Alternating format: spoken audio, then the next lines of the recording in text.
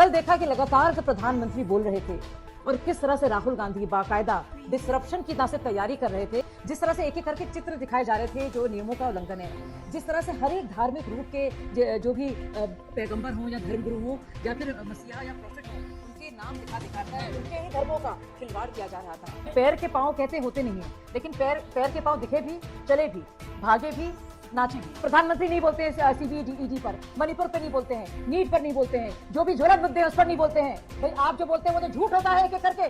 वो तो महामानव हैं, विश्व गुरु हैं, वो संसद में बोले हैं, मतलब वो तो उनका तो डायरेक्ट कनेक्शन भगवान से है। वो भगवान के जो प्रतिरूप हैं वो संसद में बोले, उनका बहुत बहुत कोटि नमन।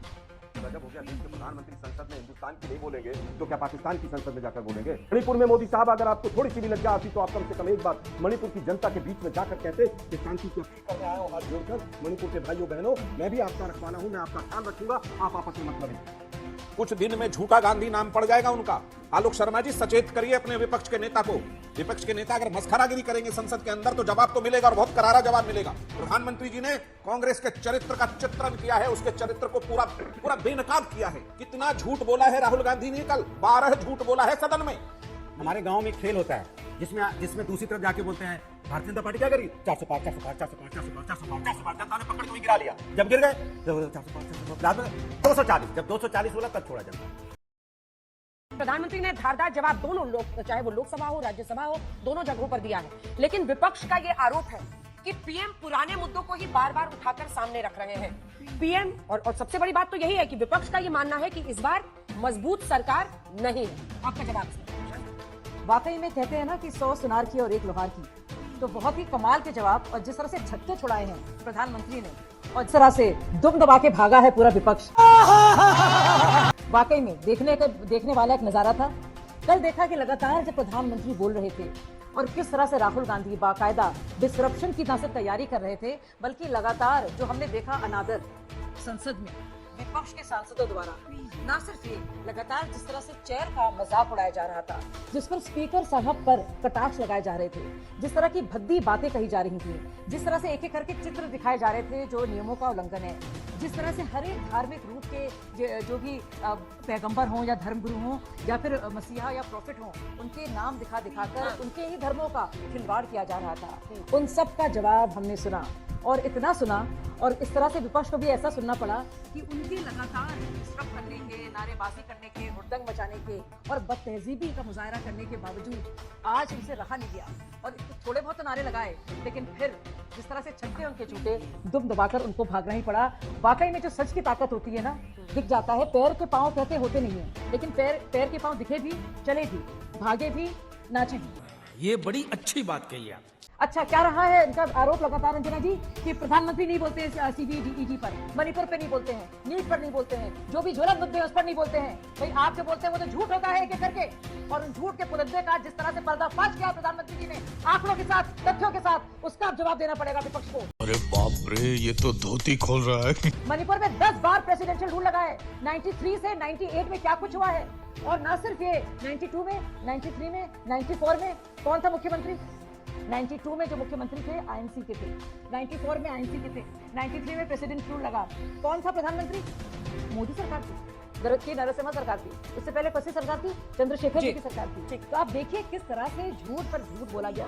और चाहे वो नीट हो, चाहे वो मणिपुर हो, चाहे वो किसानों और फसल की बात हो या एमएसपी को लेकर खरीदारी की बात हो, एक एक चीज बताइए प्रधानमंत्री ने, और ऐसा सुनाया कि बेहूदगी भी काम नहीं आई और आखिर करके भागना पड़ा, जो देखने में वाकई में बहुत ही आनंदमय लगा मुझे। ठीक है आलोक जी, अब आप कांग्रेस पार्टी की तरफ से मोर्चा संभालिए। देखिए, नीट से लेकर किसानों के मुद्दे पर, कई मुद्दों पर राहुल गांधी ने सरकार को घेरा, लेकिन लगातार लोकसभा में नारेबाजी होती रही और फिर राज्यसभा में वॉकआउट।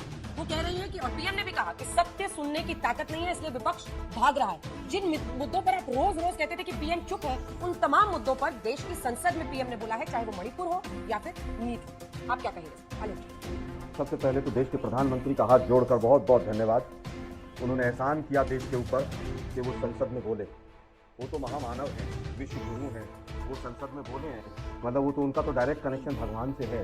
वो भगवान के जो प्रतिरूप हैं वो संसद में बोले, उनका बहुत बहुत कोटि नमन।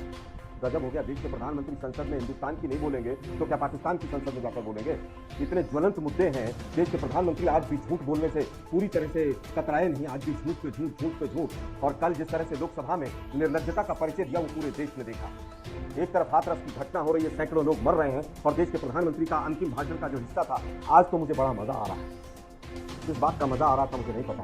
2.5 घंटे आप विपक्ष को कोसते हैं, मिमिक्री करते हैं, किसी सांसद को बालक बुद्धि बोलते हैं, किसी के लिए अपशब्द बोलते हैं, किसी को निर्लज्जता के साथ जिस तरह की शब्दावली का इस्तेमाल हुआ, आप शोले फिल्म और पता नहीं कौन कौन से एग्जाम्पल देकर आप देश के प्रधानमंत्री हैं। चुनाव समाप्त हो गया है, आपकी वो मंगलसूत्र और मुजरा की भाषा देश में अस्वीकार करती है। यह हथियाई हुई सरकार है मोदी साहब आपकी, और कोई धार वार नहीं बची है उनकी मोदी जी के भाषण में। आप सोशल मीडिया, यूट्यूब और तमाम आंकड़ों को देख लीजिए, तमाम सांसदों को 10-10 गुना ज्यादा सुना है देश की जनता ने। मोदी जी के झूठ को कोई नहीं सुनना चाहता।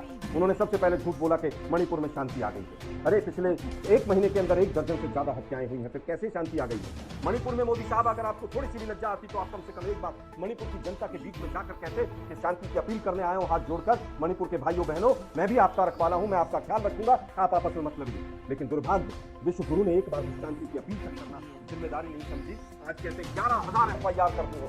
अरे मोदी साहब, 11,000 से अगर FIR करने से शांति आती हो तो 11,000 और कर दीजिए, लेकिन FIR करने से कभी देश में शांति नहीं आती है। FIR हमेशा से नकारात्मकता भी साथ लेकर आती है। आपने कहा कि पेपर लीक पर बोल दिया मोदी जी ने। अरे भाई, आपके पिट्ठू वहां पर NTA के चेयरमैन बैठे, उनको हटाइए।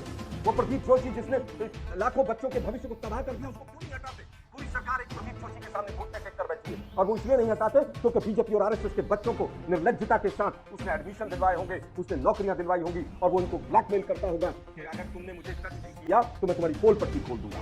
2017 में SSC का एग्जाम जिस तरह से 0 ईयर हुआ था, SSC के बाहर लोधी कॉलोनी में हजारों बच्चे बिहार और यूपी के आकर और तमाम परीक्षार्थी बैठे थे, आज तक कोई एक्शन नहीं हुआ। आप कहते हैं कोई नहीं बचेगा, किसी को नहीं छोड़ा जाएगा।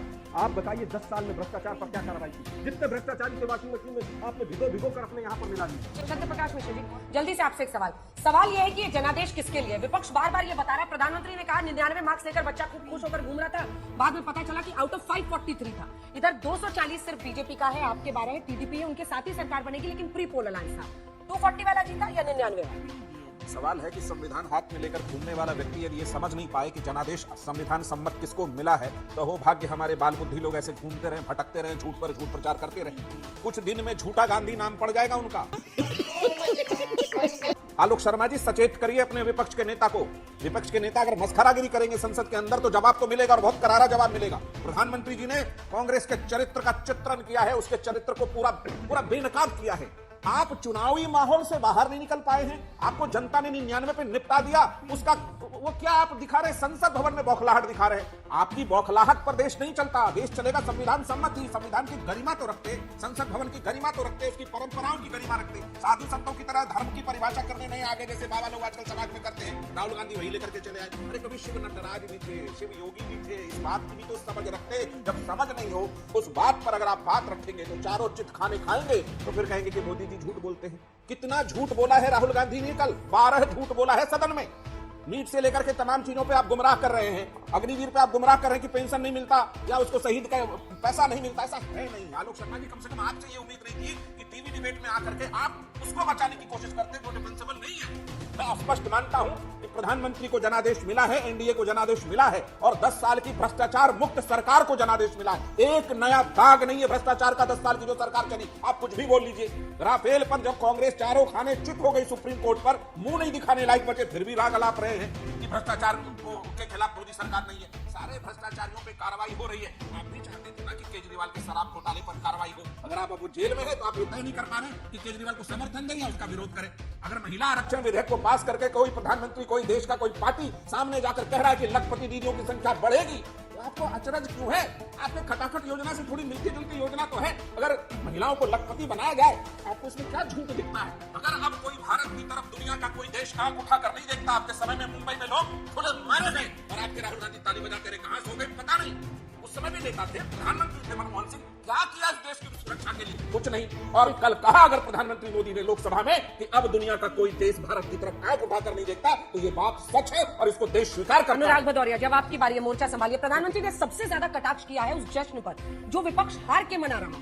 यहाँ पर एक पार्टी को 240 सीटें तीसरी बार, 2 बार स्पष्ट बहुमत, उसके 240 आती हैं, प्री पोल अलायंस में उनकी सरकार बनती है और जश्न आप लोग बना रहे हैं। इस पर पीएम ने सबसे ज्यादा कटाक्ष किया है। कमाल की बात है, भारतीय जनता पार्टी कह रही है कि विपक्ष को छक्के छूट गए। अरे भैया, आज तो देश में और खासकर उत्तर प्रदेश में हमारे गांव में खेल होता है जिसमें दूसरी तरफ जाके बोलते हैं भारतीय जनता पार्टी क्या करी, 400 पार 400 पार 400 पार 400 पार 400 पार 400 पार, जनता ने पकड़ के वहीं गिरा लिया। जब गिर गए 240, जब 240 होना तब छोड़ा जाएगा। आप 400 पार तो 240 में आ गए और कहानी बता रहे हम जीत गए। भाई 400 पार करके घुसे थे ना दूसरे के यहाँ जनता के बीच में, तो जनता ने आपको पकड़ के वहीं गिरा लिया। फिर लास्ट में जनता ने जब तक दबाए रखा, जब तक आपने लास्ट में नहीं बोला 240, तब जनता ने आपको छोड़ा, चलो आपको सांस दे दो। नहीं तो आपको जनता तो धीरे धीरे 40 में ला रही थी, वो तो शुक्र मनाइए कि आप बच गए किसी तरह से। दूसरी बात देखिए, भारतीय जनता पार्टी के भाषण में क्या होता है पता है आपको?